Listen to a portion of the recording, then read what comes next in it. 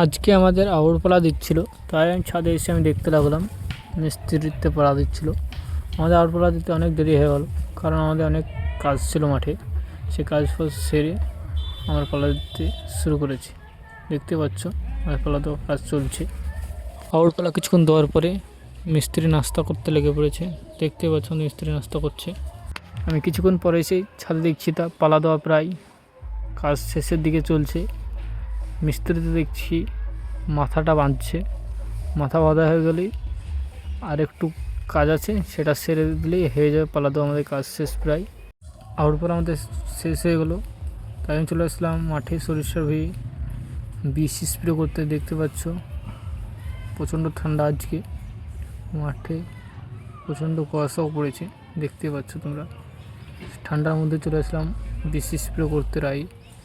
দুপুরবেলায় খাওয়া দাওয়া করে চলে আসলাম আমাদের ক্রিকেট মাঠে।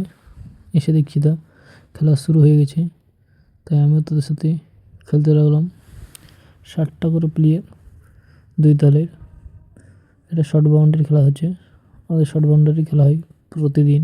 দেখতে পাচ্ছি যাব আমরা পারঘাটে বিখ্যাত যে দোকান 5G টি স্টলে ক্যারাম খেলার উদ্দেশ্যে। সেখানে কিন্তু প্রচণ্ড ভিড় থাকে, তাই এসে দেখছি তা প্রচণ্ড ভিড়, ছেলেপেলে সবাই ক্যারাম খেলছে।